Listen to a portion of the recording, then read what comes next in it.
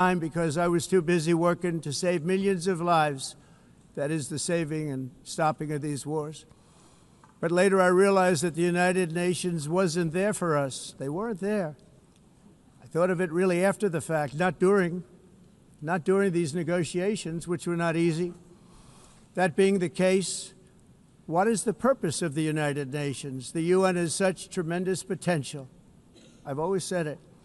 It has such tremendous, tremendous potential, but it's not even coming close to living up to that potential. For the most part, at least for now, all they seem to do is write a really strongly worded letter and then never follow that letter up. It's empty words, and empty words don't solve war. The only thing that solves war and wars is action. Now, after ending all of these wars and also earlier negotiating the Abraham Accords, which is a very big thing for which our country received no credit, never receives credit. Everyone says that I should get the Nobel Peace Prize for each one of these achievements. But for me, the real prize will be the sons and daughters who live to grow up with the mothers and fathers, because millions of people are no longer being killed in endless and unglorious wars. What I care about is not winning prizes, it's saving lives. We saved millions and millions of lives with the 7 wars. And we have others that we're working on, and you know that. Many years ago, a very successful real estate developer in New York, known as Donald J. Trump, I bid on the renovation and rebuilding of this very United Nations complex. I remember it so well. I said at the time that I would do it for $500 million, rebuilding everything. It would be beautiful. I used to talk about, I'm going to give you marble floors. They're going to give you terrazzo. I'm going to give you the best of everything. You're going to have mahogany walls. They're going to give you plastic.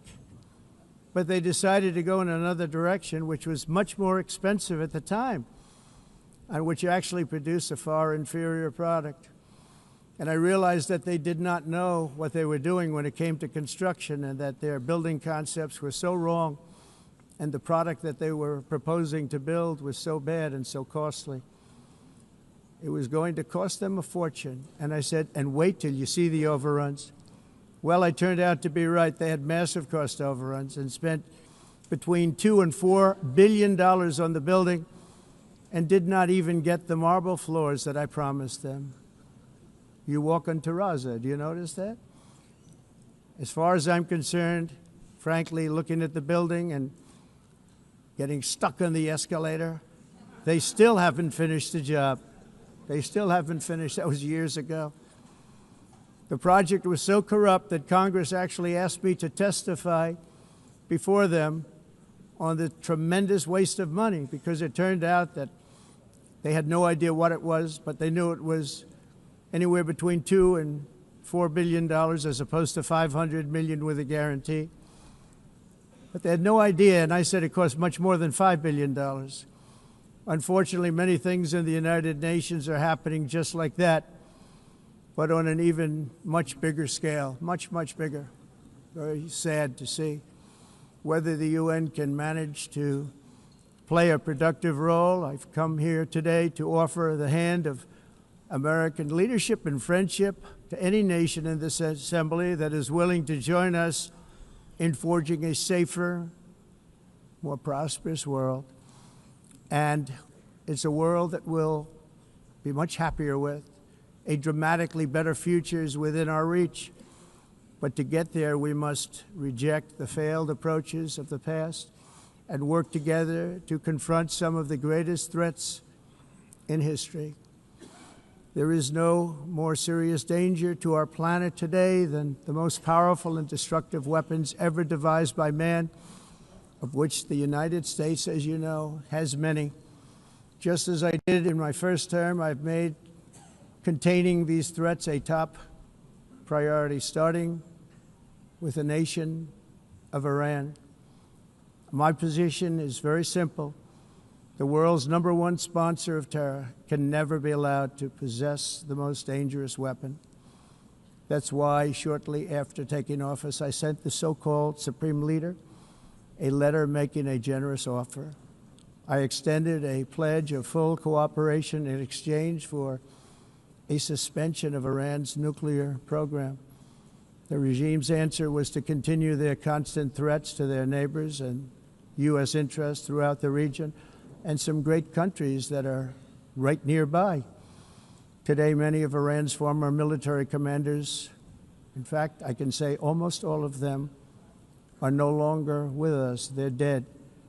And 3 months ago, in Operation Midnight Hammer, 7 American B-2 bombers dropped the 14 30,000-pound each bombs on Iran's key nuclear facilities, totally obliterating everything.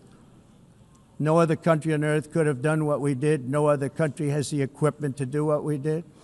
We have the greatest weapons on earth. We hate to use them. But we did something that for 22 years people wanted to do. With Iran's nuclear enrichment capacity demolished, I immediately brokered an end to the 12-day war, as it's called, between Israel and Iran, with both sides agreeing to fight no longer. As everyone knows, I have also been deeply engaged in seeking a ceasefire in Gaza. Have to get that done. Have to get it done. Unfortunately, Hamas has repeatedly rejected reasonable offers to make peace. We can't forget October 7th, can we? Now, as if to encourage continued conflict, some of this body is seeking to unilaterally recognize a Palestinian state. The rewards would be too great for Hamas terrorists for their atrocities. This would be a reward for these horrible atrocities, including October 7th, even while they refuse to release the hostages or accept a ceasefire.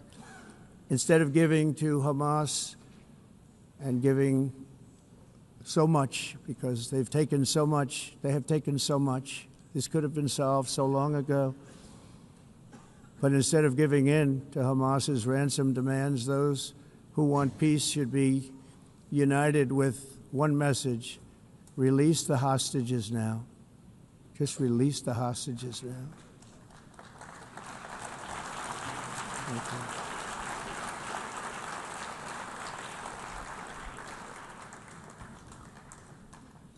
Thank you. As we have got to come together, and we will come together, get it done, we have to stop the war in Gaza immediately. We have to stop it. We have to get it done. We have to negotiate, immediately have to negotiate peace. We got to get the hostages back. We want all 20 back. We don't want 2 and 4. As you know, I got, along with Steve Witkoff and others that helped us, Marco Rubio, we got most of them back. We were involved in all of them. But I always said the last 20 are going to be the hardest, and that's exactly what happened. We have to get them back now. We don't want to get back 2, and then another 2, and then 1, and then 3. Have this process. No, we want them all back, and we want the actually 38 dead bodies back too. Those parents came to me, and they want them back, and they want them back very quickly and very badly, as though they were alive. They want them. They want them every bit as much as if their son or daughter were alive. I've also been working relentlessly, stopping the killing in Ukraine. I thought that would be, of the 7 wars that I stopped, I thought that would be the easiest because of my relationship with President Putin, which had always been a good one. I thought that was going to be the easiest one. But, you know, in war, you never know what's going to happen. There are always lots of surprises, both good and bad.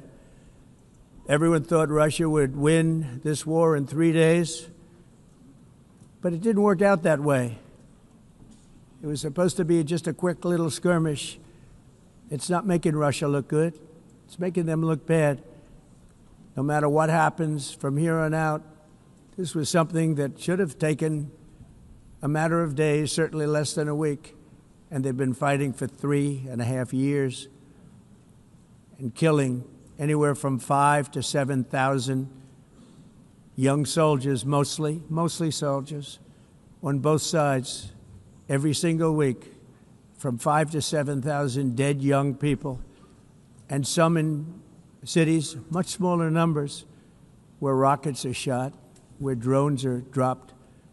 This war would never have started if I were president. This was a war that should have never happened. It shows you what leadership is, what bad leadership can do to a country. Look what happened to the United States, and look where we are right now in just a short period of time. The only question now is how many more lives will be needlessly lost on both sides. China and India are the primary funders of the ongoing war by continuing to purchase Russian oil. But inexcusably, even NATO countries have not cut off much Russian energy and Russian energy products, which, as you know, I found out about 2 weeks ago, and I wasn't happy. Think of it. They're funding the war against themselves. Who the hell ever heard of that one? In the event that Russia is not ready to make a deal to end the war, then the United States is fully prepared to impose a very strong round of powerful tariffs, which would stop the bloodshed, I believe, very quickly. But for those tariffs to be effective, European nations, all of you are gathered here right now, would have to join us in adopting the exact same measures. I mean, you're much closer to this. We have an ocean in between. You're right there. And Europe has to step it up. They can't be doing what they're doing. They're buying oil and gas from Russia while they're fighting Russia. It's embarrassing to them, and it was very embarrassing to them when I found out about it, I can tell you that. They have to immediately cease all energy purchases from Russia. Otherwise, we're all wasting a lot of time. So I'm ready to discuss this. We're going to discuss it today with the European nations, all gathered here. I'm sure they're thrilled to hear me speak about it, but that's the way it is. I like to speak my mind and speak the truth. As we seek to reduce the threat of dangerous weapons today, I'm also calling on every nation to join us in ending the development of biological weapons once and for all. And biological is terrible, and nuclear is even beyond, and we include nuclear in that. We want to have a cessation of the development of nuclear weapons. We know, and I get to view it all the time. Sir, would you like to see? And I look at weapons that are so powerful that we just can't ever use them. If we ever use them, the world literally might come to an end. There would be no United Nations to be talking about. There would be no nothing. Just a few years ago, reckless experiments overseas gave us a devastating global pandemic. Yet despite that worldwide catastrophe, many countries are continuing extremely risky research into bioweapons and man-made pathogens. This is unbelievably dangerous. To prevent potential disasters, I'm announcing today that my administration will lead an international effort to enforce biological weapons convention, which is going to be meeting with the top leaders of the world by pioneering an AI verification system that everyone can trust. Hopefully the UN can play a constructive role, and it will also be one of the early projects under AI. Let's see how good it is, because a lot of people are saying it could be one of the great things ever, but it also can be dangerous, but it can be put to tremendous use and tremendous good, and this would be an example of that. Not only is the UN not solving the problems it should, too often, it's actually creating new problems for us to solve. The best example is the #1 political issue of our time, the crisis of uncontrolled migration. It's uncontrolled. Your countries are being ruined. The United Nations is funding an assault on Western countries and their borders. In 2024, the UN budgeted $372 million in cash assistance to support an estimated 624,000 migrants journeying into the United States. Think of that. The UN is supporting people that are illegally coming into the United States, and then we have to get them out. The UN also provided food, shelter, transportation, and debit cards to illegal aliens. Can you believe that? On the way to infiltrate our southern border. Millions of people came through that southern border. Just a year ago, millions and millions of people were pouring in, 25 million altogether over the 4 years. of the incompetent Biden administration. And now we have it stopped, totally stopped. In fact, they're not even coming anymore because they know they can't get through. But what took place is totally unacceptable. The UN is supposed to stop invasions, not create them and not finance them.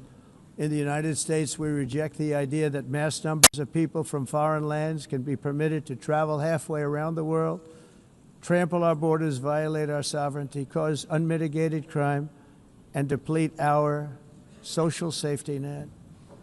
We have reasserted that America belongs to the American people, and I encourage all countries to take their own stand in defense of their citizens as well.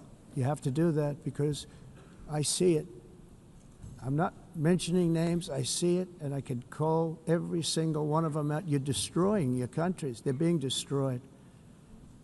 Europe is in serious trouble. They've been invaded by a force of illegal aliens like nobody's ever seen before. Illegal aliens are pouring into Europe. Nobody is ever, and nobody's doing anything to change it, to get them out. It's not sustainable. And because they choose to be politically correct, they're doing just absolutely nothing about it. And I have to say,